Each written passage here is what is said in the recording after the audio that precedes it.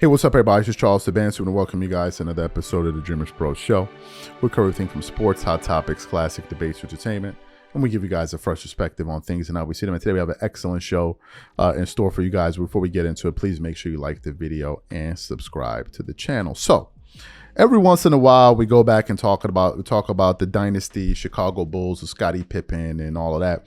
The Bulls are by far the most interesting dynasty, probably in NBA history. Right? No one loves, everybody loves those bull stories, behind the scenes stories.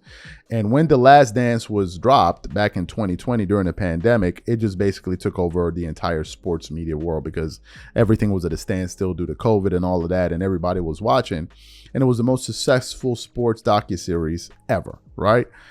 Justifiably, because it was fantastic. All of us were glued to our TVs or laptops or whatever it was, all the way from episode 1 all the way to episode 10, which was absolutely amazing.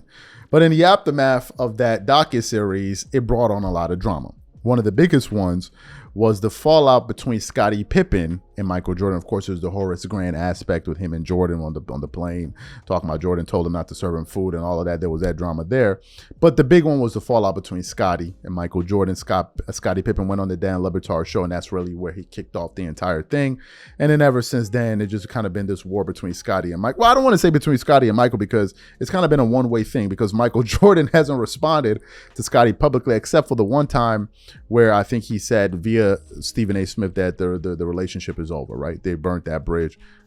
Mutual friend, I guess, between the two of them, Charles Oakley, has also stated something, similar. So this morning, I was doing some research and I came across a pretty interesting audio on Twitter. And it was centered on some information that the director of The Last Dance revealed, where essentially he said that the NBA had to ban him for releasing a particular piece of what he had recorded or a particular piece of footage that he wanted to put in The Last Dance, right? And the NBA stopped him from putting that in The Last Dance because they felt like it was a little bit too strong and too vile in terms of what was being said about Jerry Krause, right? The former general manager of the Chicago Bulls. And so what we would like to do is we'd like to actually play what the director had to say those comments was. Obviously, he was paraphrasing because he was talking about what Scottie Pippen said. It was actually some comments that was made by Scottie Pippen. So what we'd like to do now is like to play those comments for you. I want you guys to listen to what he had to say in its entirety, and then want to come back and react to his comments. Take a listen to him here. The Krause family, by the way, obviously Jerry wasn't around to interview. And the harder we demonstrated that the team was on him, the more sympathy I thought that would garner for Krause. Mm-hmm. Because I thought that people would appreciate, okay, he's the one who put the pieces in place. This poor guy is kind of a fish out of water with these NBA alpha males. Look at how they're hazing him. And instead, people thought like, the filmmakers hate Jerry Krause and have made him the villain. That was not the intent. So that's my misstep. If you have a problem with how he was portrayed, that one, both hands up, that's on me. The one thing that the NBA pushed back on in the entirety of this process was a clip where Scottie, in the locker room, they were joking around with saying what they were going to do when they won the title. And Scottie, I'm paraphrasing here, but basically said, I'm going to stick a cattle prod up Jerry Krause's butt and give that guy a heart attack or something like that. And everybody laughed. And it wasn't like, oh my God, keep the cattle prods away from Scottie. He said it in the heat of the moment that we were like, you know what, I'm going to kill that guy. So I included that in our rough cuts because I wanted people to see what this guy was going through day in and day out. And that's the one thing that they made me take out in 3 or 4 years of doing this. It wasn't like Michael calling people a bitch or it wasn't that. It was that comment from Scottie to Jerry Krause in deference to the Krause family that, all right, we've done enough to show that this guy is the butt of all the jokes. So, as it were. And so I followed poor Dion Kokoros, who is a producer still for the NBA. I followed him to Grand Central. and went to the platform of his train as he was getting on to plead my case of why I wanted to do this. It wasn't out of cruelty, it was out of respect. And he didn't see it that way, and they made me take it out. So yeah, the Krause family, especially with what happened to his wife earlier this year, and all this popped up again to remind listeners, she was booed when they had an anniversary night for the Bulls back in January. Exactly. Right. NBA Executive of the Year, represented by his wife Thelma, Basketball Hall of Famer. And Thelma Krause, when they spotlit her and said his name, a lot of the crowd at the United Center booed. They had watched The Last Dance. I felt terrible about that, honestly. Like, I don't feel responsible or guilty, but a part of me is like, if we never did this, then this poor woman wouldn't have gone through what I'm sure was one of the worst moments of her life. So you heard what the director, Jason, had to say there. What are my thoughts? First of all, I was even unaware of what he was talking about. I had to go Google what that thing was. So when I saw it and I realized the use that it's used for with cattle, I was like, damn, that's pretty crazy.